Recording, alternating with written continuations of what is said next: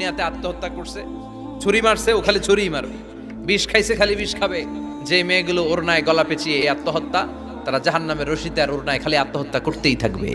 যারা স্মার্টফোনের ভিতরে ইন্ডিয়ান নায়িকাদের কোমর দোলানো ডান্স দেখেছে, অশ্লীল ভিডিও দেখেছে, জাহান্নামের গরম শিক চোখের ভেতরে ঢুকিয়ে দেওয়া হবে।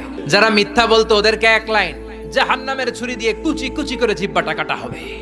অন্যের জমি মেরে খেয়েছে এরকম ডাকাই তাছাড়া নাই, 7 জমিন ওর কাঁধে তুলে দেওয়া হবে, এবার ঘাড়ে কর।